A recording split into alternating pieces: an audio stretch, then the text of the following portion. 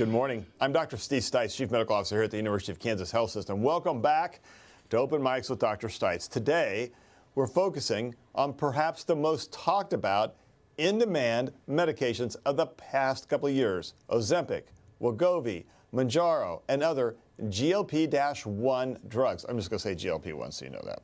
These were originally approved as diabetes treatments, and they're very successful, but they're increasingly being used as anti-obesity drugs and maybe heart drugs.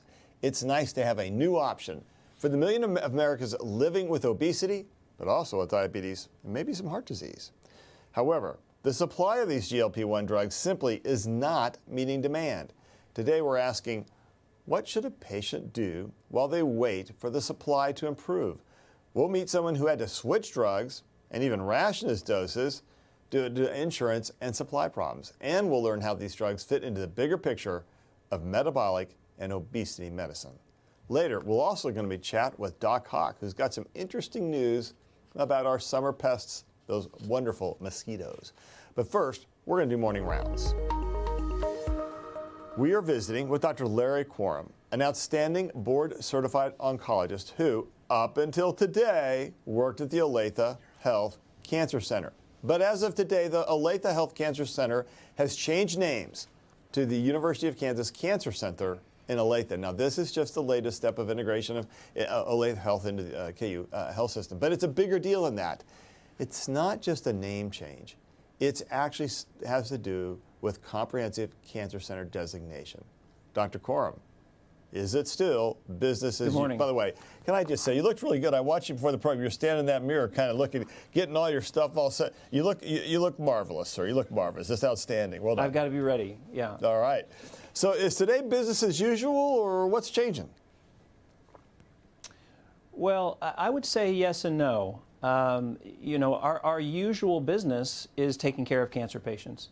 And we've done that on the Olathe campus for nearly 40 years. I've been here for 20 of those years. So in that regard, it's business as usual. But what's changing is cancer therapy is becoming much more complex. It's becoming much more interesting as a result of becoming much more complex. But what's needed in the modern era to really take care of cancer patients is a multidisciplinary team of cancer experts, researchers, et cetera. And you know, this integration into the University of Kansas Health System and into the University of Kansas Cancer Center for us allows us to immediately expand our team, our army of cancer researchers, clinicians, researchers, et cetera, and allows us to improve the care of our patients. You know, it's pretty fascinating. You think, well, it's just a change of name, but it's actually much more than that, because Comprehensive Cancer Center designation is more than about the name. It's about having to meet all those standards of things you can do to offer. You have to have a certain number of NIH-funded studies or cancer and NCI-funded studies. You have to do a certain number of research trials. I mean, it's a high threshold. Does that change things immediately for the existing patients who are already there, or does that only affect the new patients? No, I think it changes for patients across the board, really. You know, we've always obviously strived to take good care of our cancer patients, and we still do. But again, this offers us really a plethora of new options, clinical trials that we might not have previously had access to these multidisciplinary subspecialty clinics, subspecialty tumor boards. You know, this improves things for the patients. This improves things for the doctors. You know, I can now take a complex patient to a subspecialty tumor board and say, you know, what would you recommend for this patient with this complicated gastric cancer? You know, and I've got radiologists and I've got researchers and I've got clinicians there that can all weigh in simultaneously. You know, we have 20 people in the room instead of me in isolation trying to figure out what to do. Now, we may come to the same conclusion, or I may hear about something that I didn't know about. Hey, there's a study for this patient. And so that really opens up new opportunities. You know, that just sounds cool. Are you having fun? We'll see after today if I'm still having fun. We're switching to the new electronic medical record today. So, But no, I am having fun. I think this is Yeah. going to be a good thing for everybody. Today, as you guys are rolling into Epic, good luck on that journey. Do you think the integration's worked well for the staff as well? You know, I do. One of the things that's been really not surprising, but pleasing is that, you know, the team, the administrators in the Cancer Center and people like you, Steve, that are running the show have really offered us not only a lot of support and help, but actually new staff. We have, you know, new staff members in the Cancer Center. We have new nursing staff. And again, back to this idea that it takes a whole team of people to care for these patients. We're really getting the support and the help that we need. We've got many people on site today as we make the transition to the electronic medical record, you know, to help us through this process. So I think we're in good shape. That's awesome. Listen, good luck on your Epic journey. I remember a few years ago when we were just talking about Olathe that you were giving a talk on anemia at a medical staff meeting in Olathe that I had gone to. I thought, wow, that was a really good talk. And you and I have gotten to know each other, what a great oncologist you are, and had a lot of really important conversations. And I'm just delighted you're there. I'm delighted for Comprehensive in Olathe. That's really a big deal. And the Epic journey is a big deal. You know, you got to get used to it, but man, I love Epic. I would never want to go anywhere else. So thank you. We're excited. We're delighted to be working together, and congratulations to you and your team. Thank you. Appreciate it. All right, we'll see you. All right, we've got a full house today discussing these GLP-1 drugs. I'm joined immediately on my right by Dr. Rick Coldry, our Vice President of Pharmacy and Health Professions here at the University of Kansas Health System. We office close together. I give him a hard time routinely. That's a lot of fun. It's like a sport. Dr. Johanna Peterson is an internal medicine specialist who sometimes prescribes these drugs while working at the health system's Center for Weight Management and Physical Activity. Welcome to our program today. On the academic side, we have two researchers.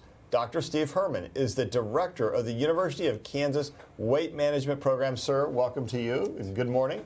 And okay, here we go. It's right in my script. Dr. John Tifo leads Casey Moore, the Kansas City Center, or the University of Kansas Center for Metabolism and Obesity and Research.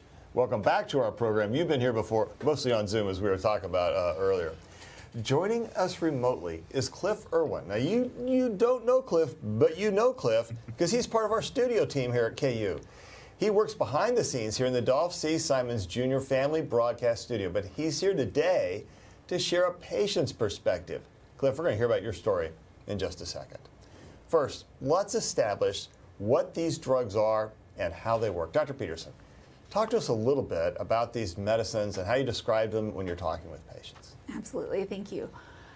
Obesity was formally classified as a disease by the American Medical Association about 10 years ago. Which was a big deal. Yes, a really big deal. Yeah. You know, changes the way that we think about it and the way that a lot of people view obesity. It's not a lack of willpower, not a lack of effort. It's a disease that we can effectively treat just like we do hypertension, diabetes, and, you know, the other things that we see in clinical medicine.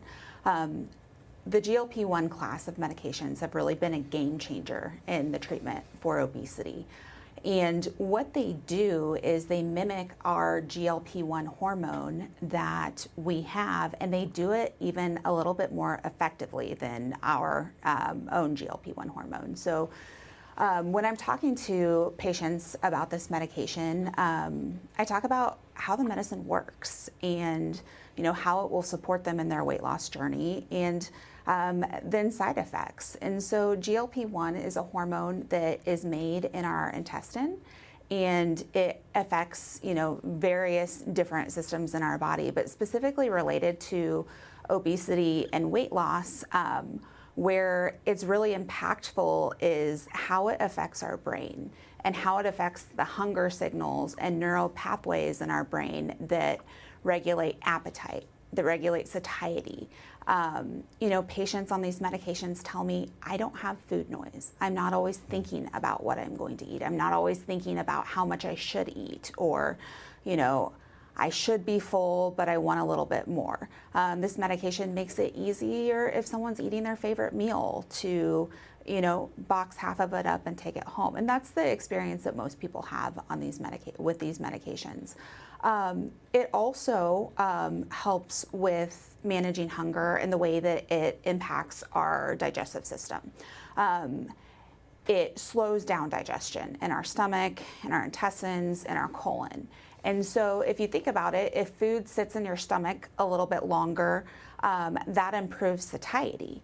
If you have a big meal and it takes longer to transit through your GI tract, you feel a bit more full.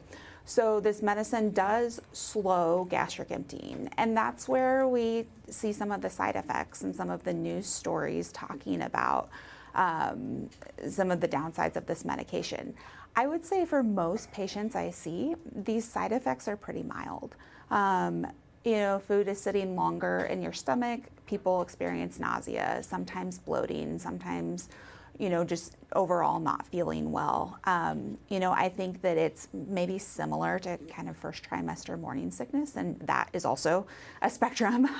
For some people that's very severe, but just kind of like not feeling super great. And for most people that lasts a day or so. And then, they kind of get back to feeling more normal.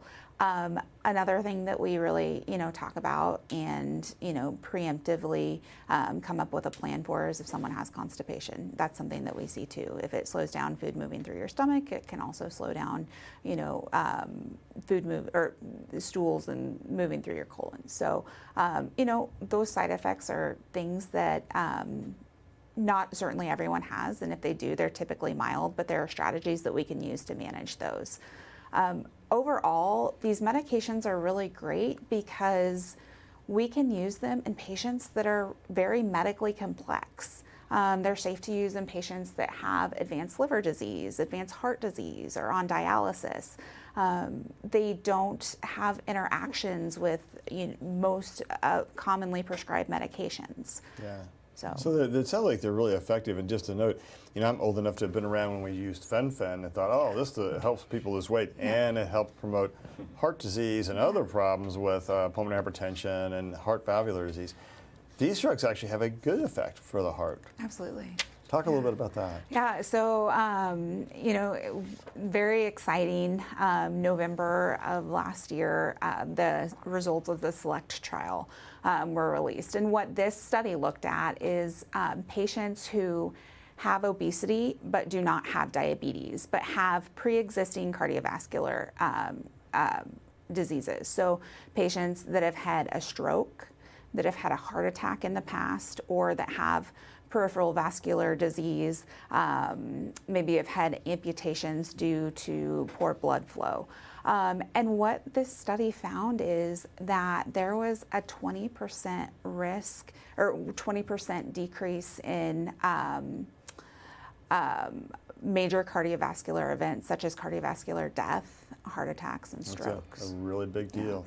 So there is, however, a major supply problem. Rick Coldry directs our pharmacy. So Rick, that's your fault, and I'm going to blame you for it. But talk to us about why that's true. Why is there such a big supply problem? What's going on with that? And when is it going to get solved? Fortunately, Steve, when I come on the show, we have complicated topics, but this is a pretty easy one to understand. Demand outpaces supply. Yeah. That is really the cornerstone of what we're behind. We have over 1,000 patients waiting on backorder medications right now. And I know we're going to have someone share their story here in a little bit about what the impacts that are, but it's a big problem. And people have got to be trying to ramp up the manufacturing of these drugs. Mm-hmm. That's a complicated process. The FDA closely regulates manufacturing facilities. You can't just say, well, I'm going to open up a new plant. But there's a lot of steps around that. When do you think that the supply problem might ease? Well, all the manufacturers are ramping up product.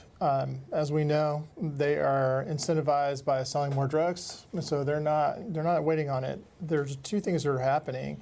The demand is going up. The FDA is approving more indications for these drugs, so that expands more people that can get the medications, and then that also increases demand. So that's really what the effect is. They're trying to catch up. They just can't get there. There's some hope as more products enter the market because there's different. We listed off some of them at the beginning of the show, different drugs in this class, but it's going to be a while. There's a lot, and I'm sure one of our other colleagues today has better information than me, but there's a lot of patients out there who could benefit through these drugs that are not even being seen yet. Yeah, I think that's exactly right. But let's hear from Cliff. Cliff, you've been seeing providers at the health system's weight management program.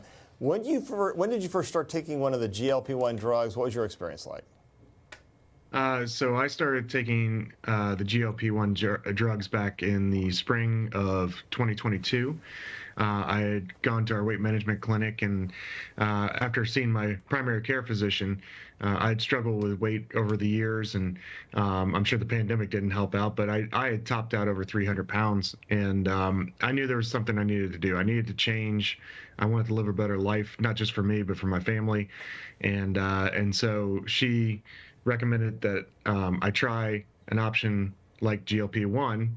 And so I actually started on Mounjaro, and I was on that for at least 6 months with working out, and saw great benefits from it.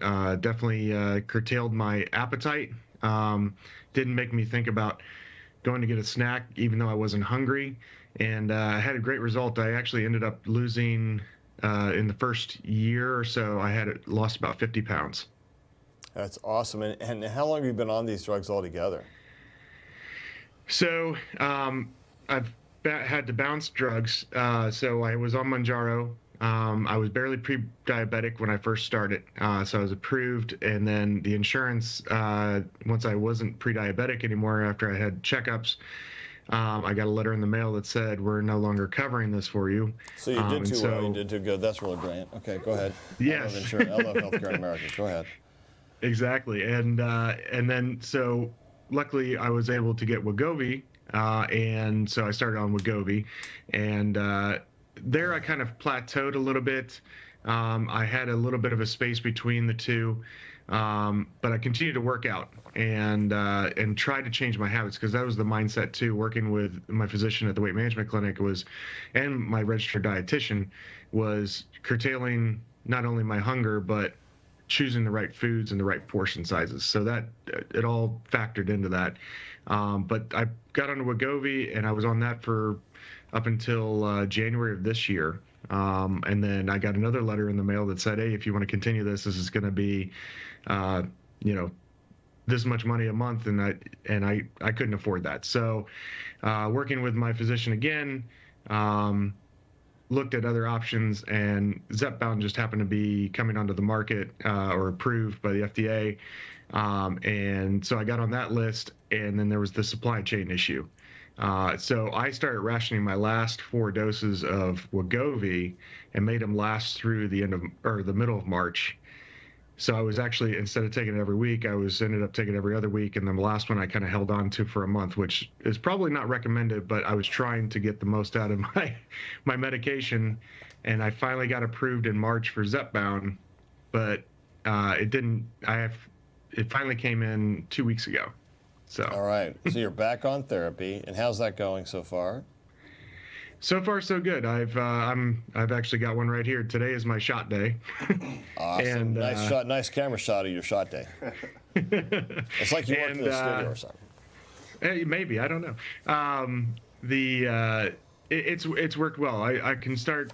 My hunger pains were coming back when I came off of Wegovy, and I was doing the best I could mentally, and working with my registered dietitian to curtail it, find healthier options throughout the day, how to eat. And I felt like it did a good job. I did gain some weight back, but I didn't go back to where I started.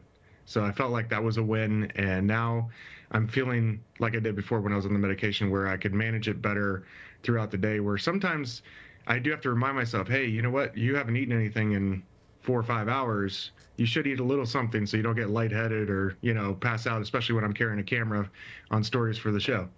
Yeah, that would be good, since sometimes you have to put up with me like that. So, well, listen, congratulations on that outstanding experience. I want to talk to Dr. Herman for just a minute. Hearing Cliff's experience, it sounds like he's not just relying on one single bullet or magic bullet for weight loss. How important is this multifaceted program he's talked to a dietitian, he's been working out, he was more careful about what he eats. Talk to us a little bit about the importance of that. Yeah, and I think like Dr. Peterson said, we understand obesity is a very complex disease.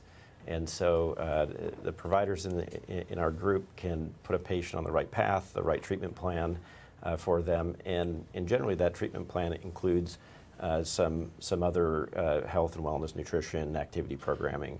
And so whether that's meeting with the registered dietitians one-on-one, some of our group settings, or even cash pay programs, those programs will help patients identify, like you said, high quality foods to eat, improve our nutrition, be active.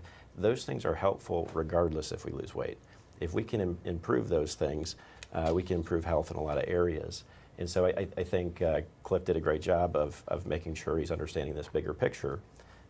The other thing it gives us, from a research space and in the clinical space, is really a paradigm shift in how we talk with patients about managing their weight and their nutrition. In the past, the focus was on reducing calories and trying to help people feel full. And now we have some really effective drugs that can do that part. And so some of the conversations shift to making sure we have foundational nutrition. So there's some patients, like Cliff just mentioned, just don't feel hungry and realize that they've gone 4 or 5 hours without eating anything. And we also know that we need a certain level of protein in our diet.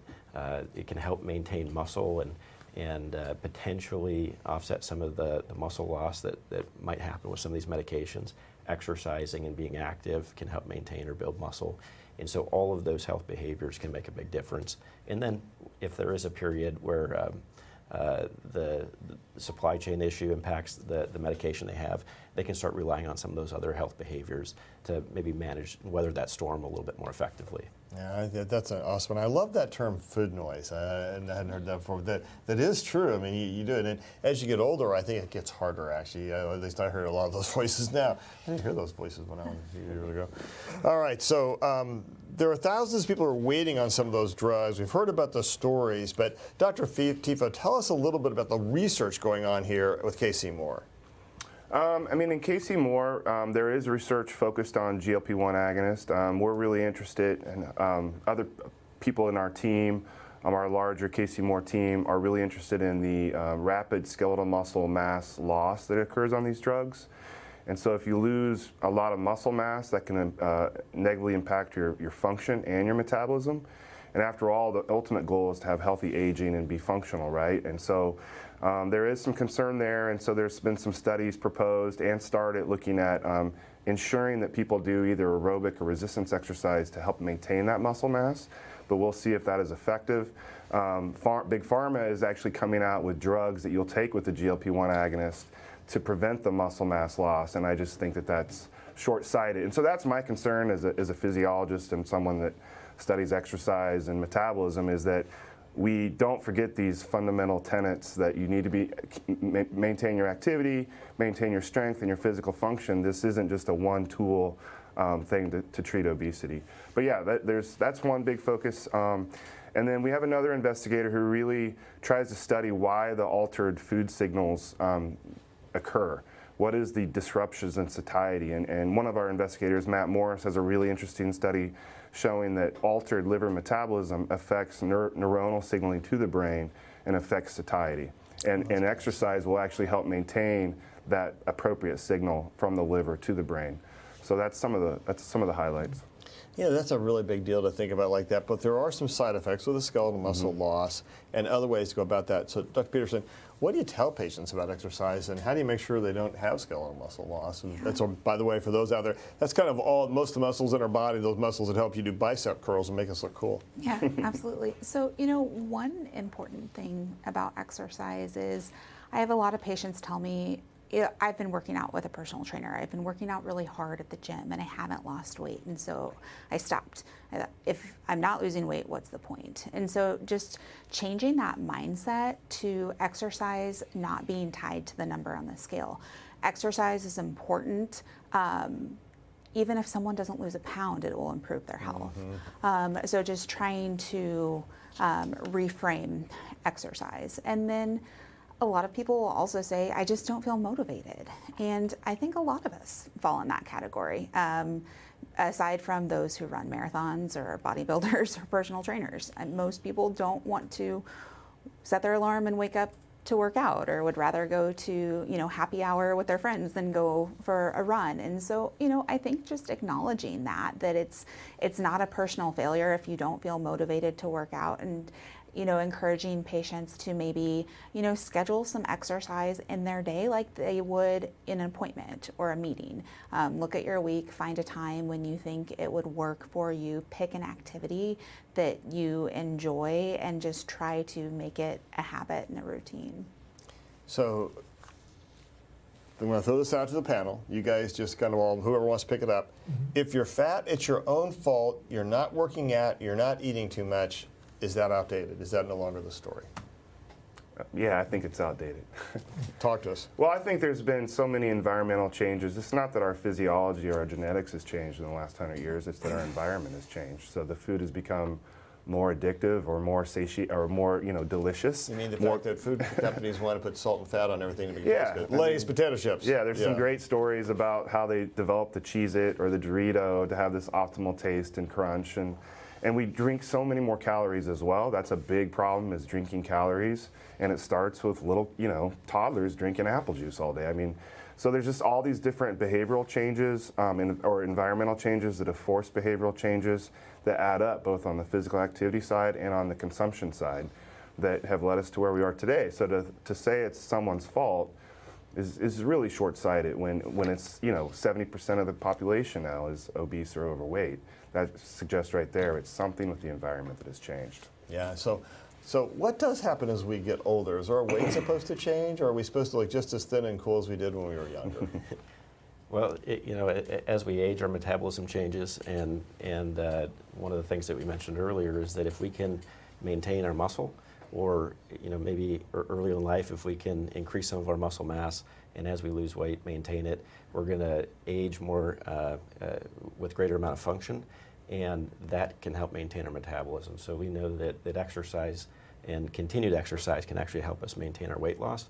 So doing it to lose weight initially can be challenging sometimes, but doing it with the purpose of fulfillment and enjoyment and long-term health benefits is really the way to reframe that. Yeah, my wife tells me if I am not exercising, I'm a bad person. So 5 days a week, I have to be upstairs doing some kind of workout or going to the gym or taking a walk, do whatever, because otherwise I'm not as good a person. All right. So this has been a great discussion. We're going to be here to answer your questions. Send them in using the links on your screen to YouTube, Facebook, Twitter, or email the Medical News Network. Let's check with Dr. Dana Hawkinson for a little Hawk Talk. Hawkeye, what's going on? No more COVID count. No more COVID count, but there's plenty of things Dude, out look there. at that. The wings up there on your little thing, they move. That's pretty cool. I've not noticed that one before. We have awesome production staff, Yeah, what can I that's pretty good. say? All right. The people that really run the show are awesome. All right, so we've had so much rain recently. A lot of people are talking about their lawn, their sump pump, or whatever, or the flood in my basement this week. But as an ID doc, you're thinking about mosquitoes. Yeah, I mean, I think we go from respiratory viral season really to tick season. So tick season also includes mosquitoes, and that typically runs April through October. Obviously, with the warmer climate now, it can go longer, and especially without those deep freezes during the winter, earlier can be more devastating than it has been in the past, as well as far as the populations of ticks and mosquitoes. But just as you said, with the rain, I think it is important to understand that with more rain, there'll be more areas for the mosquitoes to breed, especially if you have freestanding water on your property. Please try to empty that out if there's buckets or anything. That will help decrease the overall mosquito population. So unfortunately, we are talking really about West Nile virus. We know West Nile virus, since 2022, Kansas Department of Health and Environment has been issuing warnings for high risk for West Nile virus, the disease itself, and we know that the cases have been increased the last couple of years as well. So it's very important to understand about that and protect yourself from not only the mosquitoes, but the same things you're doing for mosquitoes will protect yourself from ticks. Ticks are going to be around, especially if you're out working in the environment. A lot of people are focused on Lyme disease. However, Steve, we should note we don't really have a lot of Lyme disease around here. There are more concerning and more prominent diseases such as Rocky Mountain spotted fever, ehrlichiosis. There are viruses like Heartland virus and Bourbon virus as well. Those things are more prominent than Lyme disease, but they are all transferred by ticks. So. You made a good point of this water and the standing water and the spraying, etc. But talk to us about what does it mean to get West Nile virus? You mentioned that. What does that present as? Yeah, so if you remember, West Nile virus came to the United States in 1999. It arrived in New York, I think from a flight from Israel. It quickly spread across the nation, so it's been here for quite a few years. West Nile virus is a virus. The main host is birds, and then it is transferred to intermediate hosts by mosquitoes that are feeding on the birds or other animals that may have been fed on previously as other intermediate hosts, and then transfers to humans in that way. Now, what we should note is that the vast majority of cases of West Nile virus, people will have the virus from a mosquito and not even know they're ill. 1 in 5 will probably have some illness, including fever. And then, of course, 1 in 1,000 or so will have severe disease, including disease that affects their central nervous system or their brain. But the vast majority of people are not even going to know they have infection or disease. That is only if they develop symptoms.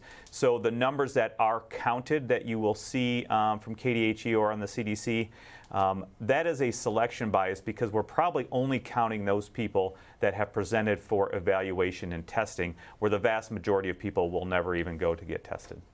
All right, so just one gear switch for just a moment. JN1 was the COVID variant. Now something about K2, and I'm not talking about the mountain. Right. I'm talking about another variant here. Right. KP2 is becoming the more dominant variant in the United States of about 30% of what is forecast or from the latest data from a week ago. But again, these variants are all derivatives of JN1 variant, and we should note that really fundamentally there is not really anything different with this virus or the disease it causes. The best part is we have now gained population and individual immunity with vaccination and infection and reinfection as well. Yeah, I think that's a big darn deal, and we know it's staying low in wastewater, so we'll watch for that. And even though we're not saying we have a COVID count anymore, we don't. We're actually not counting them, but we're not feeling any real surge. So I think we're okay. Yeah, we'll see if we can get some of those numbers at some point. But again, we have those other resources going to kind of more important things going on here at the health system. All right. Thanks, Doc Cock. I would say just one more thing to continue on our first point. It is important when you go out, wear long sleeves, do tick checks, and of course, wear your insect repellent. Those will help protect you from mosquitoes and ticks as well. All right. Excellent advice. And I've been trying to learn to play golf, and I'm not very good, so I really need the spray because I kind of end up in the woods a little bit. Yeah. I'll get you a big bucket of it. Yeah, thank you. All right. We know many of you have questions. Let's head to Studio B with Alexis. We have so many questions coming in about this topic. Jean writes, what kind of money are we talking about for these drugs without insurance? And are there any options to defray the cost? So when you say it's expensive without insurance, how expensive? All right, he's going to talk about that one. $1,000 to $2,000 a month, right? I'm going to say that's what you're exactly right. Yeah. It's about $1,000 to $2,000 a month cash out of pocket. Most of the drugs have a copay card from an insurance company. They'll pay around $200 or so you can lower the cost a bit. And pretty much, again, drug companies are incentivized to get more people on their drugs, so pretty much everybody is eligible for these cards. But because they want you on the drug, and then they stop the copay cards, and then you're stuck on the drug, and it works. You think, I got to stay on the drug somehow. Yeah, the copay cards are going to last for a few years, though. I wouldn't worry about that just yet. But you're correct. So that is a lot of money, and unfortunately, that also is American healthcare. Another discussion we can have sometime, Alexis, on this program is how do drug companies establish the cost of a drug? All right. Kristen Markway Shaw has a question about compounding pharmacy. She asks, given the shortages of these medications, what's the recommendation on using compounding pharmacies to get generic versions of these GLP-1 drugs? You can get a generic version. It's not necessarily the same drug, Rick. I would be extremely cautious. I think even saying that it's a generic version of the same product is incorrect. That is not right. And I just don't know that you can guarantee what those products are or how they're going to work. So I would be very, very cautious. Personally, wouldn't do it myself. That's why I'm seeing a lot of head shaking no. Dr. Peterson? We don't recommend that patients use compounding medications. We don't prescribe them. You know, I understand why people do with the cost of these medications, with how impactful they can be in treating obesity. But, you know, this is something that you inject into your body. It's a peptide protein hormone. It's not like some medications that you get at a compounding pharmacy where you're crushing up pills that are from a drug company and making, you know, 2 pills into one. And so I think that the risks and not knowing what you're using and not having that assurance is dangerous. It's a little, and I saw you shaking your head too, Dr. Chifa. Oh yeah, and it can't be that much cheaper. I mean, they're going to want to make a profit as well, the compounding pharmacies. So it's a little challenging. One of my patients is doing this, and I'm Yeah. like, you know, I'm practicing cystic fibrosis. We've been compounding drugs for years because there weren't many drugs for CF, so we're very familiar with the process and how it happens. There's usually a few small studies out there that at least tried it and with some group of patients, but when you start compounding things that no one else is doing, you just got to be really careful with that, because essentially you're not taking a drug that's been studied and you're responsible for all the side effects of that. April Collins has a message for Cliff. Cliff, April writes, "Congratulations, Cliff, way to go." Thank you. We all So, feel the Cliff, same way. We know you've been working so hard. You have worked hard. I just want to say, you know, I remember seeing those pictures of you on your scouting activities with your son, I think. Is that right? Yes. Is that going a little better now with exercise and weight loss? How much better is that?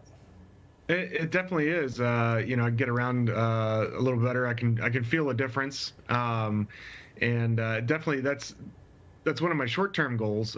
Next summer, we're going to Philmont Scout Ranch, which is a huge ranch out in northeast New Mexico for the Scouts, and you hike in the Rockies. And not only do I want to meet the weight requirement to go out into the mountains, but climbing those mountains at elevation, I'm going to need some strength and conditioning, and so that's definitely part of the goal, to lose this weight in the short term. Weight loss with exercise, nutrition, and GLP-1. I like it. All right, And Alexis. We're witnesses to how hard Cliff works, just to let everyone know. I mean, he comes into work, we're complaining about being tired, and he says, yeah, I've been up since 4:45. Today was my leg day. So he religiously is working at this. Jeremy has a question. Jeremy wants to know, who is the ideal patient this will help? I think losing some weight and getting healthier is such a common concern, but how do you know that you're one of the people that the medication is the right path for? Dr. Herman, Dr. Peterson? Sure. You know, so these medications are approved for anyone who has a BMI greater than 30 or a BMI of 27 with a medical comorbidity such as hypertension, diabetes, prediabetes, cholesterol issues. And so, you know, patients with obesity are candidates for this medication. You know, if someone is interested and meets those requirements combined with physical activity and nutrition, I think that they would certainly be a candidate. We have some patients who want to engage in some nutritional changes, exercise program to see where they land before starting a medication in the GLP-1 class, and that's fine too. All right. Aaron has a question. Aaron writes, I use an injectable once a week for diabetes. I'm off of insulin for more than 2 years now. Hodgkin's lymphoma survivor too. So his question is, does having a history of blood cancer affect absorption of these medications? Oh, that's a big question. Just a little more detail there. That's a big question. We're looking around the table. I don't know why I would, because it's your injectable. I So I think- think it's an injectable. I think you're going to peptide. absorb it. So exactly. I think that's right. And your liver works, so you're not as worried about how it's being metabolized. So, I mean, I think most of the injectables, we don't get too nervous about things like that unless you've got some sort of a skin condition, et cetera. And even then, the key is to get it below the dermis, and then you can get things injected pretty well. Marie has a question. Marie wants to know, does the drug make you, this is for Cliff, does the drug make you feel sick if you eat really fatty foods? And then what would happen if you pushed past your feeling of fullness? Great questions. I haven't felt anything with fatty foods. I still eat some from time to time, especially on campouts. You kind of can't avoid it sometimes. But as far as the fullness goes, it's portion control no matter how you look at it. When I first started on it, I was still overeating a little bit, and you could tell I did feel really full. I mean, to the point of, it's almost like after a Thanksgiving dinner that you ate too much food and you just want to lay down and kind of get some relief. But so it kind of quickly teaches you to portion control. Otherwise, you're not going to feel very good. Interesting. That's awesome. Well, this has been a great discussion. I mean, a great discussion. And I'm thankful to all of our guests for having been here today. And you guys all have a lot of things to do. I do want to hear final thoughts, though, from each person before we go. Cliff, I'm going to start with you. I think for my final thought is I'm glad there's things like these GLP-1 drugs to help guide patients like me to live a healthier life.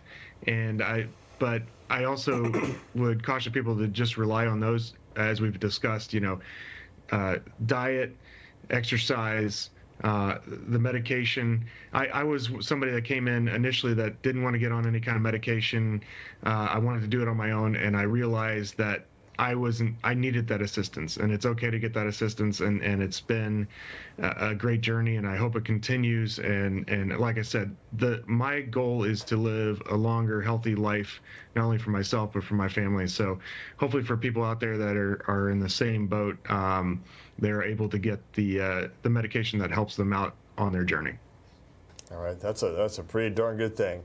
Rick Coldry, by the way, get the Rice Bruce. Let's go. Thank you. I got two things that came to mind during our discussion today. One is what we don't really know is what are the long-term effects of being on these medications. And I'm just curious about what kind of programs or support or other things can we evolve or put into place to get patients to a healthy weight and healthy behaviors, and then can we get the medications off of them? And because affordability is a big thing that came up today. That's a big challenge. It's a big problem. And then just thinking for a minute about the compounding pharmacy question, I would say if you're going to spend money on that, can you get to a registered dietitian for your money first and learn something about healthy food and healthy eating? Those folks are awesome. I think they're underutilized and they're readily available. Sometimes they're in your local grocery store and you can have a good conversation and get started. Thank you, sir. Dr. Tifo. I like to highlight again Dr. Peterson's point about disassociating physical activity and exercise from weight. That exercise is really critical for your mental health. It actually helps with your energy balance and your energy intake regulation, but it also is optimally needed for healthy aging and physical function. And the second thing I'd like to put out there is, what is a healthy weight? If someone's gotten up to 300, 350 pounds, should we be trying to get them down to 180, or should we just be trying to get some level of weight loss and then maintain that weight for the rest of their life with healthier habits on top of it, and their cardiovascular risk and everything else is going to go down? Because there is a lot of weight yo-yoing that can occur, and I worry about people setting, my own family, my mom used to do this. The goal was always way too low, and then she would rebound back. And so that's the second thing I'd like to put out there. Yeah, really important to think about those things as you go along that part of the journey. Dr. Herman. Yeah, I think a couple things. Like Cliff said, it's not easy. It's not easy to get started. I think across the country there's millions of people that are looking for help. They've been trying things and haven't seen the results that they hope for. These medications do give some hope to patients, but we also want to reinforce that if that's something that can get them started and get some momentum, that they can have a team around them, physician and nurses and registered dietitians or health educators or personal trainers, but other people that they can surround themselves with to really leverage the best of those medications into other healthy habits.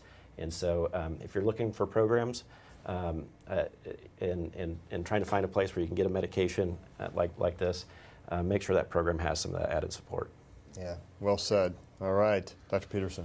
Yeah, I want to echo what Cliff and Dr. Herman discussed. Obesity is a medical disease like other medical diseases that we treat.